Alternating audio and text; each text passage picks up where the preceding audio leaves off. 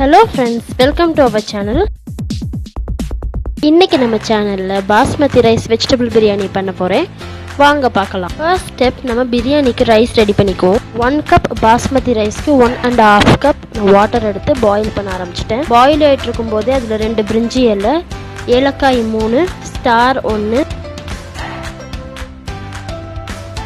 கல்பாசியும் பட்டையும் சேர்த்துக்கலாம். அப்புறம் தென் 1 ஸ்பூன் கீ ஆட் பண்ணியிருக்கேன். இந்த ப்ராசஸ்க்கு முன்னாடியே ஒரு 1/2 ஹவராக நம்ம ரைஸ் ஊற வச்சுக்கணும். ஊற வச்சு எடுத்தோம் அப்படின்னா ரைஸ் சீக்கிரமே குக் ஆகிரும். வாட்டர் பாயில் ஆகிட்டு இருக்கும்போதே நம்ம நெக்ஸ்ட் ஸ்டெப் ஸ்டார்ட் பண்ணிடலாம். இந்த மாதிரி பேஸ் ஸ்ட்ராங்காக இருக்க மாதிரி ஒரு பாத்திரம் எடுத்துக்கலாம். அப்போ தான் ஈஸியாக பாத்திரம் அடி பிடிக்காது. பாத்திரம் சூடானதுக்கு அப்புறம் நம்ம எண்ணெய் இல்லை நெய் 3 ஸ்பூன் சேர்த்துக்கணும். அதில் அடுத்து நம்ம கறி மசாலா பட்டையை சேர்த்துக்குவோம்.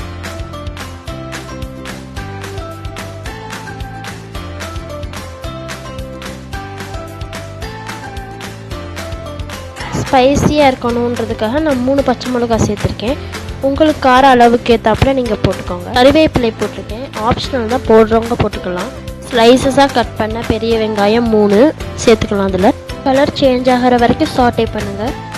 நான் மேக்ஸிமம் ஜிஞ்சர் கார்லிக் பேஸ்ட் கடையில் வாங்க மாட்டேன், எல்லாமே அப்போதைக்கு அரைச்சி யூஸ் பண்ணிக்குவேன். அதே மாதிரி இன்றைக்கி அரைச்சி எடுத்து வச்ச ginger garlic paste 3 spoon. Ginger garlic paste போட்டால் தான் அந்த பிரியாணி ஸ்மெல், அந்த பிரியாணி ஃப்ளேவர் கிடைக்கும். அந்த ரா ஸ்மெல் போகிற வரைக்கும் நல்லா சாட்டே பண்ணுங்கள். 2 தக்காளி சின்ன சின்னதாக கட் பண்ணது அதையும் போட்டுக்கலாம்.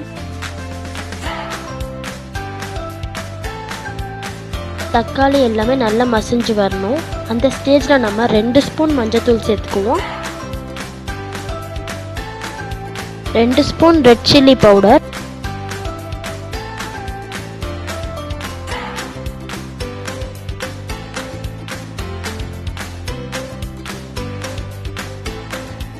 லாஸ்ட்டாக பிரியாணி மசாலா 1 ஸ்பூன், அப்புறம் நம்ம தேவைக்கு ஏற்றாப்புல மல்லித்தூள் கூட சேர்த்துக்கலாம்.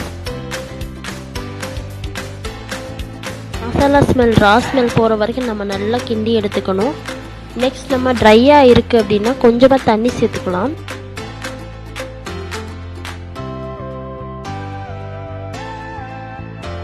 தேவையான அளவு உப்பு,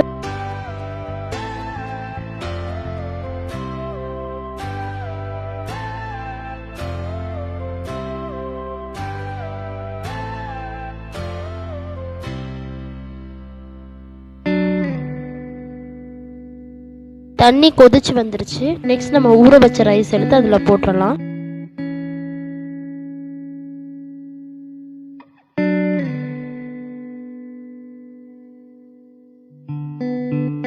கிரேவியில் ஏற்கனவே உப்பு சேர்த்துருக்கோம், அதுக்கேற்ற மாதிரி அட்ஜஸ்ட் பண்ணி நம்ம இதுலேயும் உப்பு சேர்த்துக்கலாம். வெஜிடபிள் பிரியாணியில் அடுத்து நம்ம வெஜிடபிள்ஸ்லாம் சேர்த்துக்கலாம்.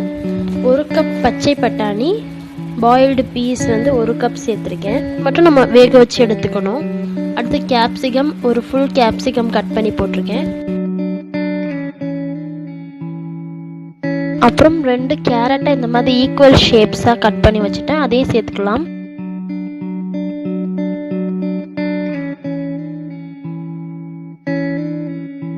அஞ்சுலேருந்து 6 பீன்ஸ் சேர்த்துருக்கேன். இதையும் அதே கேரட் எப்படி கட் பண்ணியிருக்கணும் அதே ஷேப்ஸில் கட் பண்ணிட்டு ஆட் பண்ணியிருக்கேன்.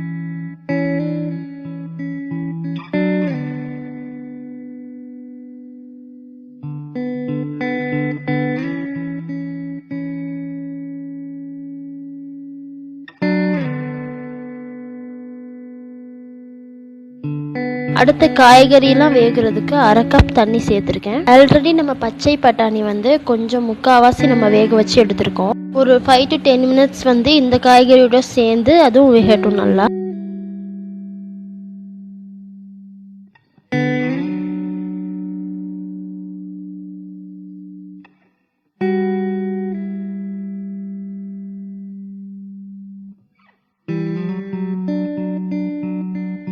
இந்த நேரத்தில் நம்ம தயிர் சேர்த்துக்கலாம்.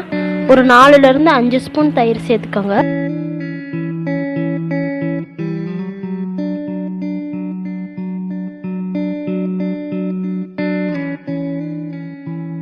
வெஜிடபிள்ஸ்லாம் குக் ஆகணும் அப்படின்றதுக்காக ஒரு லிட் வச்சு நம்ம க்ளோஸ் பண்ணிப்போம்.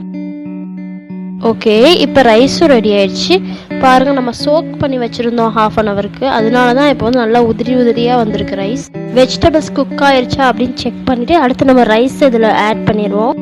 செக் பண்ணிவிட்டு நெக்ஸ்ட் நம்ம இதில் கொத்தமல்லி கொஞ்சம் இதில் தூவிக்கலாம்.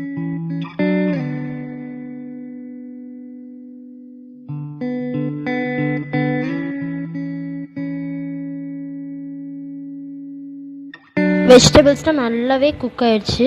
நெக்ஸ்ட் இதில் நம்ம கொஞ்சம் கொஞ்சமாக ரைஸ் இந்த மாதிரி ஆட் பண்ணிக்குவோம். ரொம்ப கிண்டி விடக்கூடாது, கிண்டினா ரைஸ் வந்து பிரேக் ஆயிரும், பாஸ்மதி ரைஸ்.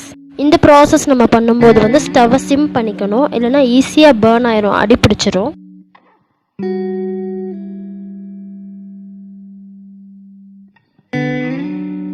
குக் பண்ண ரைஸ் எல்லாத்தையுமே ஆட் பண்ணியாச்சு.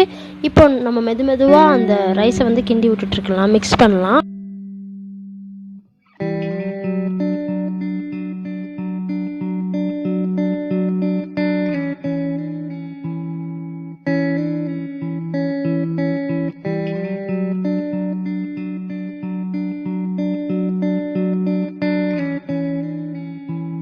ரைஸ் பிரேக் ஆகாமல் நல்லா மிக்ஸ் பண்ணியாச்சு. வந்து ஒரு ஃபுல் ஆனியனை வந்து நல்லா ஸ்லைசஸாக கட் பண்ணிவிட்டு ஆயிலில் வந்து நல்லா டீப் ஃப்ரை பண்ணி எடுத்து வச்சுக்கிட்டேன். அதை எடுத்து நம்ம அழகாக இப்படி கார்னிஷ் பண்ணிக்கலாம்.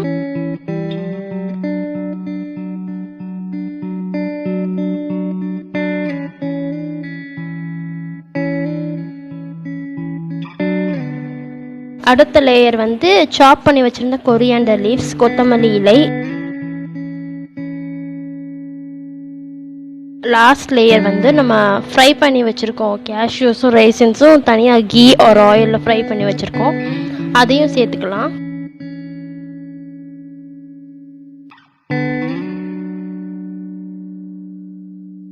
மிச்சம் இருக்க கொத்தமல்லியும் சேர்த்தாச்சு. பார்க்கவே ஸ்பைசியாக கலர்ஃபுல்லாக சூப்பராக இருக்குது பாருங்கள். நீங்களும் இதை ட்ரை பண்ணி பாருங்கள், நல்லாயிருக்கும். குக்கர் யூஸ் பண்ணாமல் நம்ம ஈஸியாக சூப்பராக ஒரு பிரியாணி பண்ணியாச்சு. சூப்பராக இருக்கும், நீங்களும் ட்ரை பண்ணி பாருங்கள். தேஜஸும் தேஜஸ்வியும் விரும்பி சாப்பிட்டாங்க இந்த பிரியாணியை. சில குழந்தைங்களுக்கு வெஜிடபிள்ஸ் பிடிக்காது, அப்படி இருக்கவங்களுக்கு நம்ம இந்த மாதிரி செஞ்சு கொடுத்தோம்னா விரும்பி சாப்பிடுவாங்க. ஓகே ஃப்ரெண்ட்ஸ், இந்த வீடியோ உங்களுக்கு யூஸ்ஃபுல்லாக இருக்கும்னு நினைக்கிறேன். இந்த ரெசிபி பற்றின கமெண்ட்ஸ், இப்படி செஞ்சதுனா நல்லா இருந்திருக்கும் அப்படின்னு நினைக்கிறவங்க, இல்லை சூப்பராக இருக்குது அப்படின்னு நினைக்கிறவங்க எனக்கு கீழே கமெண்ட் பண்ணுங்கள். அப்புறம் போகிறப்ப மறக்காமல் லைக் பண்ணிடுங்க. இது வரைக்கும் சப்ஸ்கிரைப் பண்ணாதவங்க சப்ஸ்கிரைப் பண்ணிடுங்க. ஒரு சூப்பரான வீடியோவோட உங்களை சந்திக்கிறேன். அது வரைக்கும் பாய். உங்களிடமிருந்து விடைபெறுவது தீபான் சிட்டு. தேங்க்யூ.